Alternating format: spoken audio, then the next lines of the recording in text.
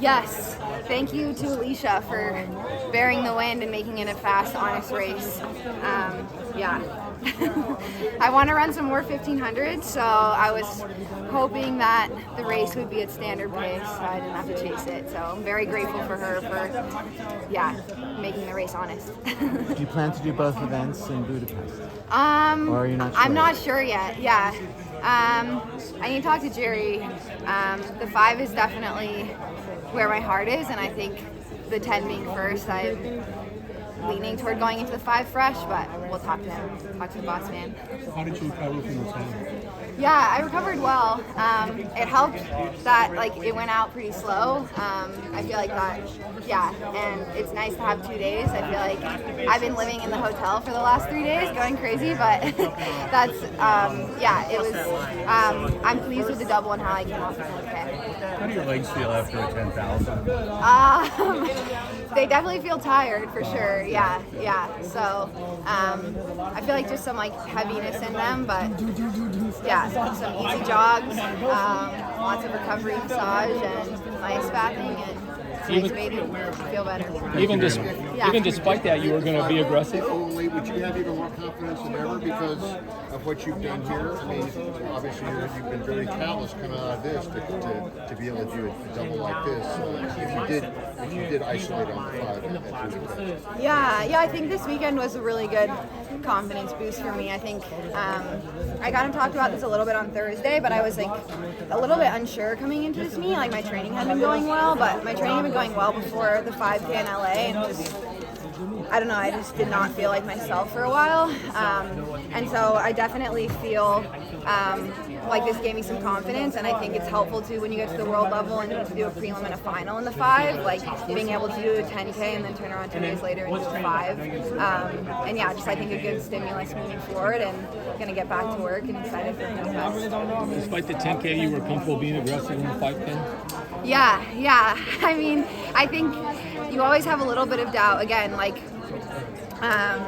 to go back to the 10K started out pretty conservative, and so I think I was I felt good the last mile, but it was pretty conservative, so I wasn't sure what Alicia and Josette were going to do, but the fact that they were both in it, I figured that they would probably push from pretty early on, or at least the halfway point. So I was ready for a hard race, and I'm glad my body responded well, and I was able to do that. So yeah. A couple days ago, you said you were thinking of doing the 1500, maybe lobbying Jerry to do the 1500. Yeah. Why?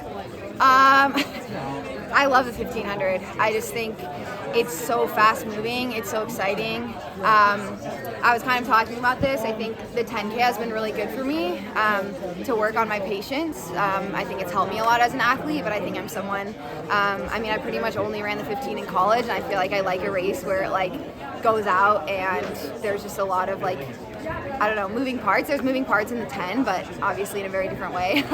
You're out there for 30 plus minutes. And I think I was excited about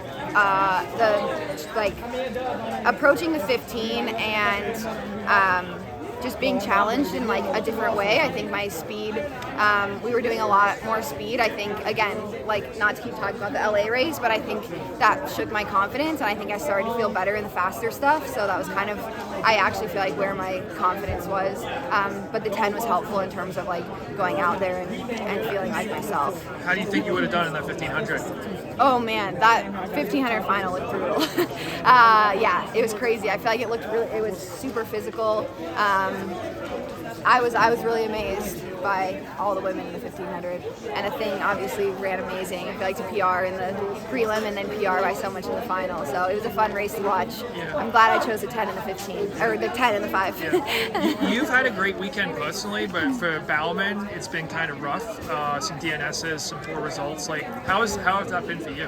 Yeah, it's been a really hard weekend for our team, and it's hard. It's hard to compartmentalize that, especially with people that you care very deeply about and you see train, day in and day out, and all the work that they put in. I think especially with Carissa on the 5K today, it's just we trained so well together and we raced really well together, and that was really hard and really sad not to have that. And then between Courtney and Grant as well. So it's been it's been just I think a big transition year as a team in general. So yeah.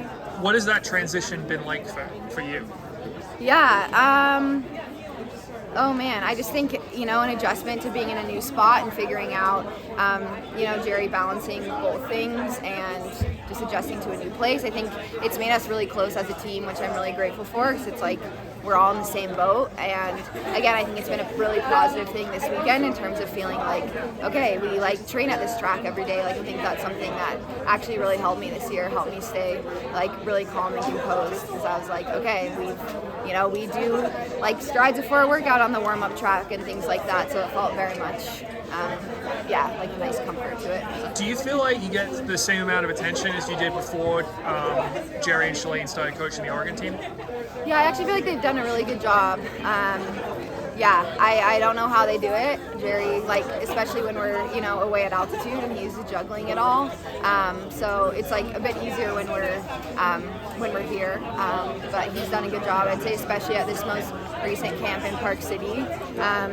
Maybe that's because partially like NCAA's was over, but it's been really nice. He's been really involved, and it's been really nice to have Chris on board too. He's actually been like a huge help, and I feel like he has really helped me mentally as well. Kind of bounce back from that LA race and just approach practice in a different way too, and help me stay more calm and composed. So I'm really grateful for his addition. Yeah, so Chris Zielinski, he's assisting with government as well. Yes, yeah. Does your decision to run the 10K or not run the 10K have any influence, or are you influenced by the possibility of Carissa being able to run the 10K? I know that team's a little bit up in the air, but that decision would impact that. Yeah. I mean, I think, she's worked so hard, and I want to go to Worlds with her. I want to keep training, and so, I hope that she's able to run the 10 and I can focus on 5. Yeah.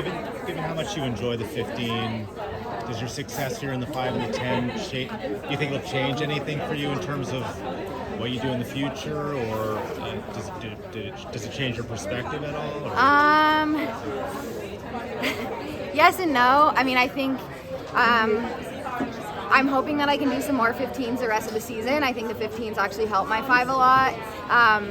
I think I trust Jerry a lot, and he, I trust that he was like, I think the 10 and the 5 is the best double. And he's like, I think, the 5 should be your focus, because I think it kind of combines that strength and speed in a really good way. So I think for now I'm pretty committed to the 5, and trying to crack into some higher places at the global level. I think now I've ran it twice at a global championships, and I'm just really itching to be more in the race that last 1200 and K. Yes, thank you.